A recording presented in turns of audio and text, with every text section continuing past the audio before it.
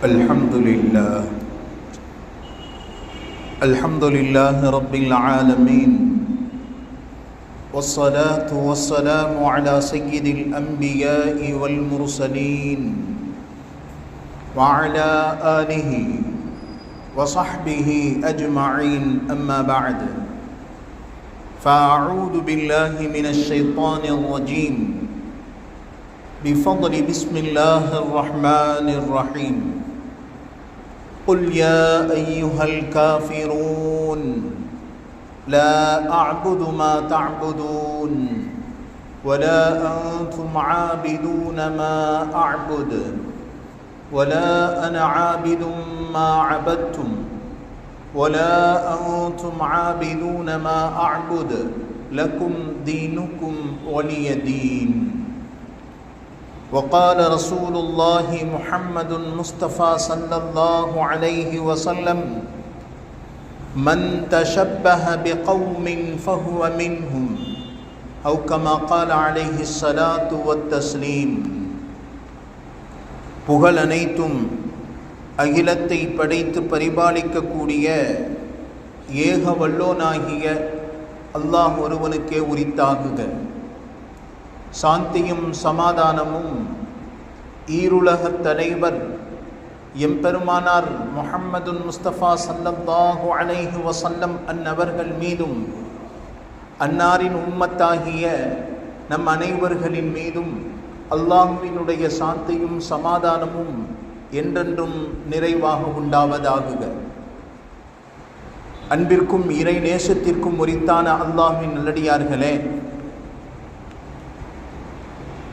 அல்லாஹ் உன்னதமான மார்க்கத்தை நமக்கு தந்திருக்கிறான். சிறப்பான மார்க்கம். படைத்தவன் காட்டிய வழியின்படி நம் வாழ்க்கையை அமைத்து கொள்ளும் பொழுது நம் வாழ்க்கையில் நிம்மதி ஏற்படுகிறது. இறைவன் காட்டித்தந்த வழிக்கு மாற்றமாக தன் மனோ இச்சையை தான் பின்பற்றும் நோக்காக வழியாக ஆக்கி கொண்டவருக்கு இந்த உலகத்திலும் நிம்மதியற்ற தன்மை, வாழ்க்கை, நாளை மறுமையிலும் நிரந்தர கஷ்டம். அப்ப அல்லாஹ் நமக்கு உன்னதமான மார்க்கத்தை நமக்கு தந்திருக்கிறான் என்பதை நாம் உள்ளத்தில் நிறுத்த வேண்டும். நம்முடைய இந்த இந்தியாவிலே பல்வேறு சமயத்தவர்கள் தம் வாழ்க்கையை கழிக்கிறார்கள். முஸ்லிம் அல்லாத பல நபர்கள் இருக்கிறார்கள். இந்த காலகட்டத்தில் இவர்களோடு நாம் எப்படி உறவை வைத்துக் கொள்வது? இஸ்லாமிய அல்லாத சமயத்தவர்கள் வசிக்கும் பொழுது அவர்களுடைய பண்டிகை காலங்களும் வந்து கொண்டிருக்கிறது, விழாக்களும் வந்து கொண்டிருக்கிறது. ஒரு முஸ்லிமாக நான் இவர்களோடு எப்படி தன் வாழ்க்கையை அமைத்துக் கொள்வது? சமூக நல்லிணக்கம் பின்பற்ற வேண்டும் என்று மார்க்கம் சொல்லி காட்டுகிறது. ஒற்றுமையை நிலைநிறுத்துங்கள் என்று மார்க்கம் சொல்லுகிறது. ஒரு முஸ்லிமாக நான் முஸ்லிம் அல்லாத சகோதர சமயத்தவர்களிடத்தில் எப்படி என் வாழ்க்கையை அமைத்துக் கொள்ள வேண்டும் என்று குர்ஆனும் ஹதீஸும் நமக்கு சொல்லுகிறது. முஹம்மதினுடைய வாழ்க்கை ஒரு மாற்று மத சகோதரத்திடத்தில் எப்படி அமைந்திருந்தது? காரணம், அடுத்தடுத்த நாட்களிலே இஸ்லாமியர்கள் அல்லாத பிற சமயத்தினுடைய பண்டிகைகள் வரவிருக்கிறது. இப்படிப்பட்ட நேரத்தில் மாற்று மத சகோதரர்கள் நம்மிடத்தில் வந்து பட்டாசுகளை அன்பளிப்பாக கொடுக்கலாம், இனிப்பு பண்டங்களை அன்பளிப்பாக கொடுக்கலாம், வாருங்கள் எங்கள் வீட்டுக்கு என்று அழைத்து செல்லலாம். இப்படியே நான் ஒரு முஸ்லிம் என்று மறுத்து விடலாமா? அல்லது மார்க்கம் இதற்கென்று வழியை என்ன சொல்லி இருக்கிறது என்பதை நாம் சிந்தனையில் நிறுத்த வேண்டும். முதல் கட்டமாக ஒரு முஸ்லிம், இஸ்லாம் என்றால் என்ன, ஒரு முஸ்லிம் என்றால் யார் என்பதை உள்ளத்தில் கொண்டு வரும் பொழுது அது அல்லாத மற்ற வழிகள் நமக்கு தானாக பிடிபட்டு போகும். முதல் கட்டமாக இபாதத், வணக்கம் என்றால் என்ன மார்க்கம் சொல்லி காட்டுகிறது. அல்லாஹ் மனிதனை இறைவனை வணங்குவதற்காக வேண்டி மாத்திரம் படைத்திருக்கிறான். இதுதான் வணக்கம். வணக்கம் என்பது இறைவனுக்கு மாத்திரமே உரியது. படைப்பினங்கள் படைத்தவனை வணங்குவதற்கு தகுதியானவர்கள். இரண்டாவது மரியாதை. மரியாதை என்பது வேறு, வணக்கம் என்பது வேறு. உள்ளத்தில் நிலைநிறுத்த வேண்டும். நம்முடைய தமிழ் கலாச்சாரம் என்று சொன்னால் மரியாதைக்கும் வணக்கத்திற்கும் வித்தியாசம் தெரியாத சூழ்நிலை உருவாகி இருக்கிறது. ஒரு பெற்றோருக்கு மாற்று மதத்தில் அவர்கள் மரியாதை செய்யுங்கள் என்று சொன்னால் வேகமாக சென்று போய் அவர்களுடைய காலில் விழுவார்கள். ஆனால் காலில் விழுவதை மார்க்கம் தடை செய்கிறது. அப்ப வணக்கத்திற்கும் மரியாதைக்கும் வித்தியாசம் என்ன என்பதை மார்க்கம் மிக அழகாக கோடிட்டு காட்டுகிறது. வணக்கம் என்பது அல்லாஹ்விற்கு மாத்திரம், மரியாதை என்பதை வயதிற்கு மூத்தவர்கள் கண்ணியமானவர்களுக்கு நாம் கொடுக்க வேண்டிய ஒன்று. ஒரு பெற்றோர் வருகிறார், பெற்றோருக்கு மரியாதை செய்யுங்கள் என்று சொல்லப்பட்டவுடன் எழுந்து நிற்கலாம், மார்க்கம் தடை செய்யவில்லை. அவர்களுக்கு கண்ணியமான வார்த்தையை சொல்லலாம், மார்க்கம் தடை செய்யவில்லை, அனுமதிக்கிறது. அவர்களுக்கு நல்ல இருக்கையை அமைத்து கொடுக்கலாம், தடை செய்யவில்லை. ஆனால் மரியாதை என்ற பெயரில் அவர்களுடைய காலில் விழுவது, பாதங்களை முத்தமிடுவது, அவர்களை கைகூப்பி வணங்குவது மார்க்கம் தடை செய்கிறது. இது இறைவனுக்கு மாத்திரம் உள்ளது. வணக்கம் மரியாதை என்பதை படைப்பினங்களுக்கும் செய்யலாம் என்று மார்க்கம் சொல்லி காட்டுகிறது. அப்போ ஒரு முஸ்லிமாக நான் அல்லாஹ் என்னை வணங்குவதற்கு யாரை கட்டளையிட்டு இருக்கிறான் என்பதை உள்ளத்தில் நிறுத்த வேண்டும்.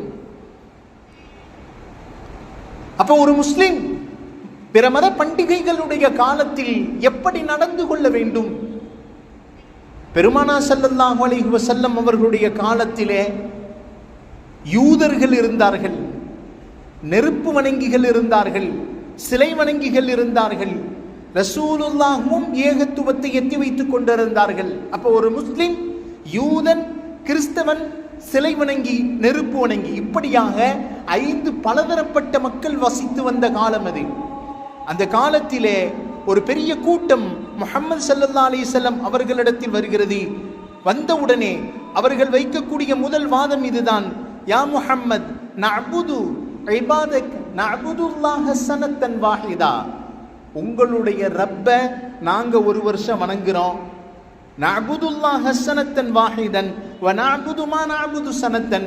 நீங்க எங்களுடைய கடவுளை ஒரு வருடம் வணங்குங்கள், உங்களுடைய கடவுளை நாங்கள் ஒரு வருடம் வணங்குகிறோம். ஃபைன் கான அல்லதி நஅபுது கைரம் மிம்மா தஅபுத். நீங்கள் வணங்கக்கூடிய அல்லாஹ் இருக்கிறாரே, அந்த கடவுள் அல்லாஹ், அது உண்மையானதாக இருந்தால் எங்களுக்கும் நல்ல விஷயம்தான். அடுத்து சொல்றாங்க, நாங்க வணங்கக்கூடிய கடவுள் உண்மையாளராக இருந்தால் உங்களுக்கும் அது நன்மை பயக்கும். எனவே நீங்கள் உங்களுடைய கடவுளை நாங்கள் எல்லாம் சேர்ந்து ஒரு வருடம் வணங்குவோம், எங்களுடைய சிலையை நீங்களும் சேர்ந்து ஒரு வருடம் வணங்குங்கள் என்பதாக சொன்னவுடன் அமரல்லாஹு பி நபியஹு அய்யருத்த அலைஹிம் பிஹாதிஹி ரத்தில் காத்தியா. உடனே அல்லாஹ் தொடர்ந்து வசனத்தை முஹம்மது ஸல்லல்லாஹு அலைஹி வஸல்லம் அவர்களின் மீது இறக்கி வைத்தான். என்ன இறக்குனா, நபியே குல் யா அய்யுஹல் காஃபிரூன், காஃபிர்களுக்கு நபியே நீங்கள் சொல்லுங்கள், லா அஅபுது மா தஅபுதூன், நீங்கள் எந்த கடவுளை வணங்கிக் கொண்டிருக்கிறீர்களோ, எந்த சிலையை நீங்கள் வணங்குகிறீர்களோ அந்த சிலையை நான் வணங்க மாட்டேன். லா அஅபுது மா தஅபுதூன் வலா அன்தும் ஆபிதூன மா அஅபுது, நீங்கள் வணங்கக்கூடிய இந்த படைப்பினங்களை நான் ஒரு காலும் வணங்க மாட்டேன்.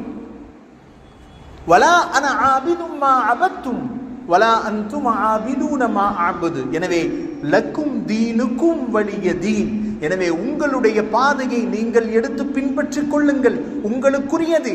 லக்கும் வலி, என்னுடைய மார்க்கம் எனக்குரியது என்று நபியே நீங்கள் சொல்லிவிடுங்கள் என்பதாக அல்லாஹ் ஜல்ல ஷானஹு வ தஆலா சொல்லி காட்டுகிறானே. இதன் மூலமாக விளங்கக்கூடியது என்ன? பெருமானார் ஸல்லல்லாஹு அலைஹி வஸல்லம் அவர்கள் மற்ற படைப்பினங்களை தரக்குறைவாக பேசியதில்லை.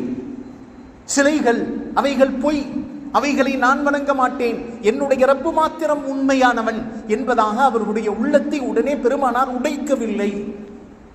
பக்குவமாக பேசுகிறார்கள். அல்லாஹ்வை நான் வணங்குவேன், என்னுடைய மார்க்கம் எங்களுக்குரியது, உங்களுடைய மார்க்கம் உங்களுக்குரியது. இந்த கொள்கையில் பெருமானா ஸல்லல்லாஹு அலைஹி வஸல்லம் உறுதியாக இருந்தார்கள். இதுபோலத்தான் தீபாவளி போன்ற பண்டிகை காலங்கள் வரும் பொழுது மாற்று மத சகோதரர்கள் நம்மிடத்தில் வந்து எங்களுடைய இல்லங்களுக்கு வாருங்கள் என்று சொன்னால் நாம் இந்த நேரத்தில் அவர்களுடைய உள்ளத்தை உடைத்து விடாமல் முதல் கட்டமாக அவர்கள் கொடுக்கக்கூடிய அன்பளிப்புகள், இனிப்பு பண்டங்கள் பூஜை செய்யப்படாமல் இருக்கும் பட்சத்தில் எடுத்துக்கொள்வதால் எந்த ஒரு தவறும் இல்லை. ஆனால் சிலைகளுக்கு முன்னால் சமர்ப்பிக்கப்பட்டதால், சிலைகளுக்கு முன்னால் சமர்ப்பித்து அதை பூஜை செய்யப்பட்ட நிலையில் எடுத்து வந்து புசிப்பதை மார்க்கம் தடை செய்கிறது. இதுபோன்ற நாட்களிலே அல்லாஹ் நமக்கு உன்னதமான மார்க்கத்தை வழங்கி இருக்கிறான் என்பதை நாம் சிந்தனையில் கொள்ள வேண்டும். நம்முடைய பண்டிகை காலங்கள் தொடர்ந்து எடுத்து பாருங்கள். ஈது பெருநாள் வந்துவிட்டால், பக்ரீத் வந்துவிட்டால் ஏழைகள் எல்லாம் சந்தோஷப்படுவார்கள். ஏழைகள் எல்லாம் சந்தோஷப்படுவார்கள். காரணம் என்ன? இதன் மூலமாக அல்லாஹ் எங்களுடைய வயிற்றை நிரப்புகிறான், படைப்பினங்கள் சந்தோஷம் அடைகிறது. முஸ்லிம்களுடைய பண்டிகை காலங்கள் வந்துவிட்டது, எங்களுக்கு இனி உணவுகளை அனைத்து நபர்களும் தருவார்கள். பணக்காரன் உட்பட அவன் விளங்கி வைத்திருப்பான் ஒரு பசியினுடைய வழி எவ்வளவு கஷ்டமானது என்பதை விளங்கி இருக்கக்கூடிய ஏழைகளுடைய இல்லங்களுக்கு தேடி சென்று சதகா ஜகாத்தினுடைய பொருளை கொடுத்து அல்லாஹ்வினுடைய திருப்தியை தேடிக்கொள்ளக்கூடிய நிலை நாள்தான் முஸ்லிம்களுக்கு இறைவன் கொடுத்திருக்கக்கூடிய ஈத். பெருமானா ஸல்லல்லாஹு அலைஹி வஸல்லம் அவர்கள் சொல்லுகிறார்களே, அப்ப அல்லாஹ் ஜல்ல ஷானஹு வ தஆலா நமக்கு கொடுத்திருக்கக்கூடிய பண்டிகைகளில் மிக முக்கியமானது, உன்னதமானது ஈத். அதுல முதல் விஷயம், இதுல எப்பொழுதும் இடம்பெறாதது இஸ்ராஃப். பெருமானா ஸல்லல்லாஹு அலைஹி வஸல்லம் அவர்கள் வீண் விரயத்தை பற்றி பல்வேறு இடங்களில் சொல்லி காட்டுகிறார்கள்.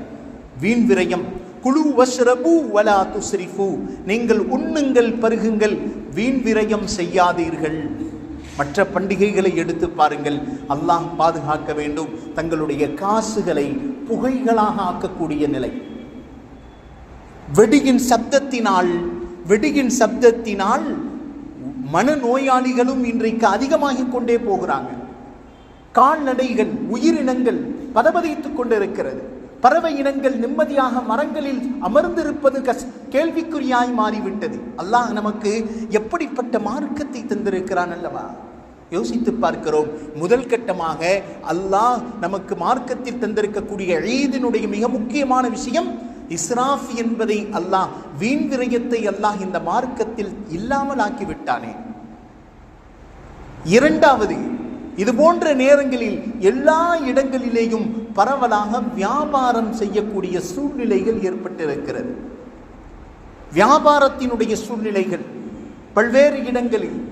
இந்த வியாபாரத்தினுடைய நிலை, சிலர்கள் செப்பல்களாக, சிலர்கள் உடைகளாக, ஆடைகளாக, இப்படியான பல்வேறு இடங்களில் வியாபாரங்கள் நடைபெற்று கொண்டிருக்கிறது. இந்த நேரத்தில் நல்ல முறையில் பொருளாதாரத்தை ஈட்டக்கூடிய நபர்கள் குர்ஆனிலும் ஹதீஸிலும் மிக சிறப்பிற்குரிய நபர்களாக குர்ஆன் ஹதீஸ் நமக்கு சுட்டி காட்டுகிறது. பெருமானா ஸல்லல்லாஹு அலைஹி வஸல்லம் அவர்கள் இப்படிப்பட்ட வியாபாரிகள், அத்தாஜிரு ஸதூகுல் அமீன், உண்மையான வியாபாரிகள், மஅல்லதீன அன்அம்த அலைஹிம் மினன் நபியீன் வஸித்தீகீன் வஷ்ஷுஹதாஇ வஸ்ஸாலிஹீன், நாளை மறுமையில் உண்மை வியாபாரிகள் சொர்க்கவான் நபிமார்களோடு இருப்பார்கள், நல்லோர்களோடு இருப்பார்கள். அதுக்கு மாற்றமாக எந்தெந்த நபர்கள் வியாபாரங்களில் போய் சொல்கிறார்களோ, நிறுத்தல் அளவைகளில் மோசமிடுகிறார்களோ, இப்படிப்பட்ட நபர்களை மார்க்கம் மிக கடுமையாக எச்சரிக்கிறது. வஅஃபுல் கைல வல் மீசான், நீங்கள் நிறுத்தல் அளவையிலும் முகத்தல் அளவையிலும் பூர்த்தியாக நீங்கள் நிறுத்தி கொடுங்கள். வாங்கும் பொழுது சரியான அளவை நீங்கள் வாங்கிக் கொள்ளுங்கள். இன்னொரு இடத்திலே குர்ஆன் சொல்லி காட்டுகிறது, வவைலுல் முத்தஃபிஃபீன், நிறுத்தல் அளவைகளில் கூடுதல் குறைவு செய்பவர்களுக்கு நாசம் உண்டாவதாக என்பதாக. அல்லதீன இதக்தாலு அலன்னாசி யஸ்தௌஃபூன், தனக்கு வரவேண்டிய அந்த அளவுகளில் கரெக்டாக வாங்கிக் கொள்ளுகிறார்கள். வைதா காலூஹும் அவ்வஸனூஹும் யக்ஸிரூன், தான் மற்றவர்களுக்கு கொடுக்கும் பொழுது அந்த நபர்கள் கொடுக்கும் பொழுது நிறுத்த அளவுகளில் மோசடி செய்கிறார்கள் என்பதாக அல்லாஹ் ஜல்ல ஷானஹு வ தஆலா இந்த கொடிய வியாபாரிகளை பற்றி பல்வேறு இடங்களில் குர்ஆனில் சொல்லி காட்டுகிறார். இப்ப யோசித்து பார்க்கிறோம், இது போன்ற பண்டிகை நாட்களிலே வியாபாரங்களை அல்லாஹ் செய்து சொல்லி இருக்கிறான், கட்டளையிட்டு இருக்கிறான். அல்லாஹ் வியாபாரம் செய்ததை ஹலாலாக ஆக்கியிருக்கிறான், வட்டி வாங்குவதை ஹராமாக ஆக்கியிருக்கிறான். இந்த நேரங்களில் அதிகமாக வட்டியில் பல வேறு நபர்கள் மூழ்கி இருக்கக்கூடிய அவல நிலை ஏற்படுகிறது. வியாபாரத்தை செய்து கைமாத்தாக வாங்கி அதை வட்டி என்ற அடிப்படையில் கணக்கிட்டு சிறிது நாட்களில் நான் தந்து விடுகிறேன் என்பதாக ஒப்பந்தம் செய்து இது அடுத்ததாக வட்டியில் சென்று மாட்டிக்கொள்ளக்கூடிய சூழ்நிலை இன்றைக்கு பரவலாக பார்க்கிறோம். அப்ப இந்த நாட்களிலே அல்லாஹ் என்ன கட்டளையிட்டு இருக்கிறானோ அதை நாம் சரிவர நிறைவேற்றும் பொழுது அல்லாஹ் ஜல்ல ஷானஹு வ தஆலா இந்த இடத்தில் மிக முக்கியமாக உண்மை வியாபாரிகளை பற்றி அல்லாஹ் கோடிட்டு காட்டுகிறான். அடுத்து அல்லாஹ் மூன்றாவது விஷயத்தை பற்றி சொல்லுகிறான், அல் ஈதாம். இறைவன் நமக்கு கொடுத்திருக்கக்கூடிய கண்ணியமான மார்க்கத்தில் தரப்பட்டுள்ள பெருநாட்களில் மிக முக்கியமான ஒன்று இதுதான், அத்தஸ்லீம். படைப்பினங்களுக்கு நன்மை எத்தி வைக்கும் சிந்தனை நம்முடைய பெருநாட்களில் அல்லாஹ் தந்திருக்கிறான். அவர்களுடைய இல்லங்களுக்கு சென்று உணவாக பொருளாக அவர்களுக்கு நன்மையை ஏற்படுத்தக்கூடிய மார்க்கம் நமக்கு தரப்பட்டிருக்கக்கூடிய பெருநாட்கள். ஆனால் மற்ற நம்ம பெருநாட்களிலே பிற சமூகத்தினுடைய பெருநாட்களில் கஷ்டங்களும் துன்பங்களும் அதிகமாக இருக்கிறது. பெருமானா ஸல்லல்லாஹு அலைஹி வஸல்லம் ஒரு ஹதீஸில் சொல்லுவான், அல் முஸ்லிம் மன் சலிமல் முஸ்லிமூன பிலிசானிஹி வயதிஹி. ஒரு முஸ்லிம் என்றால் யார் தெரியுமா? ஒரு முஸ்லிம் என்று சொன்னால் தன்னுடைய நாவால் தன்னுடைய கரங்களால் பிற மதத்தினருக்கு பிற படைப்பினங்களுக்கு தொல்லை தராமல் இருக்கிறானே அவன்தான் முஸ்லிம் என்பதாக பெருமானா ஸல்லல்லாஹு அலைஹி வஸல்லம் அவர்கள் கோடிட்டு காட்டினார்களே. அப்போ அல்லாஹ் ஜல்ல ஷானஹு வ தஆலா நமக்கு தந்திருக்கக்கூடிய இந்த பெருநாட்களில் மிக முக்கியமானது பிற மதத்தினருக்கு பிற நபர்களுக்கு நோய்வினை தராமல் அல்லாஹ் அவர்களுக்கு சந்தோஷத்தை தரக்கூடிய வாய்ப்பை நமக்கு அல்லாஹ் தந்திருக்கிறார். உமர் பின் கத்தாப் ரலியல்லாஹு அன்ஹு அவர்களிடத்தில் யூதர்கள் வந்தார்களாம். யூதர்கள் வந்து சொன்னாங்க, அல்லாஹ் உங்களுடைய குர்ஆனில் ஒரு வசனம் ஒன்றை இறக்கி இருக்கிறான், அந்த வசனத்தை ஓதி காட்டுங்கள் என்று யூதர்கள் கேட்கும் பொழுது உமர் ரலியல்லாஹு அன்ஹு கேட்கிறாங்க, அது என்ன வசனம்? நபி அவர்களுடைய கடைசியாக இறக்கப்பட்ட வசனம், அல் யௌம அக்மல்து லக்கும் தீனக்கும். நபியே, இன்றைய தினம் நாம் உங்களுக்கு மார்க்கத்தை பரிபூர்ணமாக்கி விட்டோம்.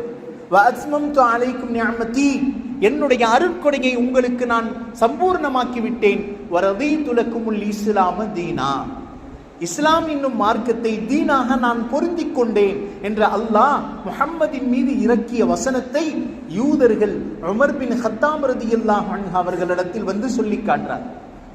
இப்படிப்பட்ட வசனத்தை அல்லாஹ் உங்களுடன் இறக்கி வைத்தானா என்று கேட்க உமர் பின் கத்தாப் ரலியல்லாஹு அன்ஹு சொல்றாங்க, நாம் ஆம், அல்லாஹ் எங்களுக்கு முஹம்மதின் மீது ஹஜ்ஜத்துல் விதாவுடைய இறுதி ஹஜ்ஜிலே முஹம்மதின் மீது இறக்கப்பட்ட வசனம் என்று சொல்ல யூதர்கள் சொல்லி காட்டினார்கள். அப்படியானால் இது போன்ற வசனம் எங்களுடைய தௌராத்தில் இடம்பெற்றிருந்தால் நாங்கள் அன்றைய நாளை ஈதாக கொண்டாடியிருப்போம், அன்றைய நாளை ஈதாக நாங்கள் கொண்டாடியிருப்போம். உமர் பின் கத்தாப் ரலியல்லாஹு அன்ஹு சொல்றாங்க, நாங்கள் முஹம்மது எங்களுக்கு எதை ஈத் என்று தந்திருக்கிறார்களோ அதுதான் எங்களுக்கும் ஈத். பெருமானா ஸல்லல்லாஹு அலைஹி வஸல்லம் எங்களை ஈத் இல்லை என்று மற்ற நாட்களை எதை என்று ஈத் இல்லை என்று சொன்னார்களோ அது எங்களுக்கு ஈத் இல்லை. எனவே எங்களுக்கு இரண்டே ஈது தான், ஒன்று ஈதுல் ஃபித்ர், இரண்டாவது ஈதுல் அல்ஹா. இரண்டே ஈதுதான் இஸ்லாமியர்களுக்கு மத்தியில். எனவே நாம் முதல் கட்டமாக நாம் விளங்குவது இதுதான். மற்ற சகோதரர்கள் தீபாவளி கொண்டாடுகிறார்கள் என்பதற்காக நம்முடைய பிள்ளைகளுக்கு பட்டாசுகளை வாங்கி கொடுப்பது, நம்முடைய பிள்ளைகளை புத்தாடை அணிவித்து அவர்களுடன் ஒப்பாக்குவது, நம்முடைய பிள்ளைகள் மாற்று மத சகோதரர்களோடு கோயில்களுக்கு செல்லுவது, பூஜைகளில் கலந்து கொள்ளுவது, சமூக நல்லிணக்கம் என்ற அடிப்படையில் இபாதத்துக்களில் அவர்களோடு கூட்டாகுவதை மார்க்கம் மிக கடுமையாக எச்சரிக்கிறது. ஏனென்றால் புரிந்து கொள்ள வேண்டும், இபாதத் வணக்கம் என்பது வேறு, மரியாதை சமூக நல்லிணக்கம் என்பது வேறு. சமூக நல்லிணக்கம் என்பதை மார்க்கம் வலியுறுத்துகிறது, நல்ல விஷயம் ஒற்றுமையை மார்க்கம் வலியுறுத்துகிறது. ஆனால் வணக்கத்தை அல்லாஹ்விற்கு மாத்திரம் செய் என்று சொல்லுகிறது மார்க்கம். வணக்கம் என்பது அல்லாஹ்விற்கு. காரணம், ஸல்லல்லாஹு அலைஹி வஸல்லம் ஒரு ஹதீஸில் சொல்லுவாங்க, நாம் யாரோடு ஒப்பாகிறோமோ அவர்களோடு செய்த செயல்களோடு, அவர்கள் பட்டாசு வெடிக்கிறார்கள், நானும் சேர்ந்து பட்டாசு வெடிக்கிறேன், அவர்கள் புத்தாடை அணிகிறார்கள், நானும் அன்றைய தினம் புத்தாடை அணிந்து கொண்டாடுகிறேன் என்பதாக அவர்களோடு யார் ஒப்பாகிறார்களோ, மன் தஷப்பஹ பிகௌமின் ஃபஹுவ மின்ஹும், அது நாளை மறுமையில் அவர்களோடு எழுப்பப்படுவார்கள் என்பதாக ஸல்லல்லாஹு அலைஹி வஸல்லம் சொல்லி காட்டுறார். அல்லாஹ் பாதுகாக்க வேண்டும். எனவே நாம் உள்ளத்தில் உறுதியாக நிலைநிறுத்த வேண்டும். ஒரு முஸ்லிம் என்று சொன்னால் அல்லாஹ் என்ன வர்ணனையை செய்திருக்கிறார்? குர்ஆனும் ஹதீஸும் ஒரு முஸ்லிம் என்பதை எதை குறிப்பிட்டு காட்டுகிறது? அல்லாஹ்வை ரப்பாக ஏற்று, அல்லாஹ்வை ரப்பாக ஏற்று முஹம்மது ஸல்லல்லாஹு அலைஹி வஸல்லம் எதை மார்க்கமாக சொல்லி இருக்கிறார்களோ அதை தன் வாழ்க்கையில் எடுத்து அமல் செய்பவர் ஒரு முஸ்லிம். அதற்கு மாற்றமாக உலகத்தாரின் எவ்வளவு அழகான வழிகள் சொல்லப்பட்டாலும், மற்ற மதத்தினத்திலிருந்து பார்ப்பதற்கு கவர்ச்சியாக எவ்வளவு அழகான வழிகள் தெரிந்திருந்தாலும் கூட முஹம்மது ஸல்லல்லாஹு அலைஹி வஸல்லம் எதை சொன்னார்களோ அதுதான் மார்க்கம். அல்லாஹ் சொல்லுகிறான், மா ஆதாக்குமுர் ரசூலு ஃபகுது வமா நஹாக்கும் அன்ஹு ஃபன்தஹு. அல்லாஹ் எதை கட்டளையிட்டு இருக்கிறானோ, முஹம்மது ஸல்லல்லாஹு அலைஹி வஸல்லம் எதை சொல்லி இருக்கிறார்களோ அதை பற்றி பின்பற்றுங்கள். வமா நஹாக்கும் அன், அவர் எதை தடை செய்திருக்கிறாரோ அதை நீங்கள் தடுத்துக் கொள்ளுங்கள் என்பதாக அல்லாஹ் அல் குர்ஆனில் சொல்லி காட்டுவார். எனவே நாம் முதல் கட்டமாக விளங்குவது எது? மார்க்கம் நமக்கு தந்திருக்கக்கூடிய ஈதுகளில் மிக முக்கியமானது அல் இஹ்திஃபாலு ஃபில் ஃபக்ர், ஏழைகளுக்கு கண்ணியம் செய்வது, படைப்பினங்களுக்கு தொல்லை தராமல் இருப்பது, வீண் விரையும் செய்யாமல் இருப்பது. குலு வஸ்ரபு வலா துஸ்ரிஃபு, நீங்கள் உண்ணுங்கள் பருகுங்கள், ஆனால் எக்காரணத்தை கொண்டும் உங்களுடைய பணத்தை தேவையற்ற வீண் விரயத்திற்குள்ளாக்காதீர்கள். அருமையான மார்க்கம் அழகான வழிகளை சொல்லி காட்டுகிறது. எவ்வளவு வேண்டுமானாலும் உண்ணலாம், பருகலாம், ஏழைகளுக்கு சதகாக்கள் செய்யலாம், தடையில்லை. ஆனால் தேவையற்ற நிலைகளில் உன்னுடைய பணம் ஒரு இடத்தில் போய் செலவாகுவதை மார்க்கம் கடுமையாக எச்சரிக்கிறது. ஸல்லல்லாஹு அலைஹி வஸல்லம் ஒரு ஹதீஸ்ல சொல்றாங்க, உது செய்வது ஒரு ஆற்றினுடைய நடுவில் நின்று நீ ஒளி செய்தாலும் அதில் செய்யப்படும் வீண் விரயத்திற்கு நாளை மறுமையில் அல்லாஹ் கேள்வி கணக்குண்டு. ஒரு மனிதன் தன் பொருளாதாரத்தை எப்படி சம்பாதித்தான், அதை எப்படி செலவழித்தான், எந்த வழியில் செலவழித்தான் என்பதை நாளை மறுமையில் பதில் சொல்லாத வரைக்கும் மனிதனுடைய 2 கால்களும் இருந்த இடத்தை விட்டு நகர முடியாது என்பதையும் பெருமானா ஸல்லல்லாஹு அலைஹி வஸல்லம் எச்சரித்து காட்டுகிறார்களே. அப்ப யோசித்து பார்க்கிறோம், அல்லாஹ் நமக்கு கொடுத்த ரிஸ்கை, அல்லாஹ் நமக்கு கொடுத்த பொருளாதாரத்தை எந்த வழியில் செலவு செய்ய வேண்டும் என்பதை அல்லாஹ் எதிர்பார்க்கிறான். அதைத்தான் அல்லாஹ் சொல்லுகிறான், வமிம்மா ரஸக்னாஹும் யுன்ஃபிகூன். இபாதத் என்பது வெறும் தொழுகை மாத்திரமல்ல, இபாதத் என்பது வெறும் குர்ஆன் ஓதுவது மாத்திரமல்ல. நம்முடைய வியாபாரத்திலேயும் இபாதத் இருக்கிறது, நம்முடைய பேச்சு வழக்கிலேயும் இபாதத் இருக்கிறது, நம்முடைய தொழில்களிலேயும் இபாதத் இருக்கிறது. வீட்டிற்கு சென்றால் பிள்ளைகளோடு பேசுவதிலும் இபாதத், மனைவியை பார்ப்பதிலும் இபாதத். பெருமானார் சொல்லுவதைப் போல மனைவியின் வாயில் ஆசையாக ஒரு கணவன் கவளத்தை, உணவின் கவளத்தை ஊட்டி விடுகிறான், அதுவும் இபாதத். எல்லா இடத்திலேயும் இபாதத் இருக்கிறது. காரணம், இபாதத்தை நாம் வணக்கம் என்று நினைத்து செய்யும் பொழுது அந்த எண்ணத்திற்குரிய கூலியை அல்லாஹ் தந்து விடுகிறார். அப்ப நாம் செய்யக்கூடிய வியாபாரங்களில் இறைவனுக்கு மாற்றமான வழி வியாபாரத்தில் நம்முடைய வியாபாரம் அமையாமல் இருப்பதற்காக வேண்டி ஒவ்வொரு நாளும் நாம் முயற்சி செய்து கொண்டே இருக்க வேண்டும். அப்படிப்பட்ட பெரும் பாக்கியத்தை, பெரும் நசீபை அல்லாஹ் ஜல்ல ஷானஹு வ தஆலா நம் அனைவருக்கும் நசீபாக்குவானாக. பெருமானா ஸல்லல்லாஹு அலைஹி வஸல்லம் எந்தெந்த வழிகளில் வியாபாரங்கள் செய்வது, எந்தெந்த வழிகளில் பெருமானா ஸல்லல்லாஹு அலைஹி வஸல்லம் பிற மத சமயத்தினத்தில் நடந்து கொண்டார்களோ அப்படிப்பட்ட வாழ்க்கையை நாமும் அமைத்து அல்லாஹ்விற்கும் ரசூலுக்கும் பிடித்தமான நல் அடியார்களில் அல்லாஹ் நம் அனைவர்களையும் ஆக்கி அருள் புரிவானாக. வ ஆகிரு தஅவானா அனில் ஹம்துலில்லாஹி ரப்பில் ஆலமீன்.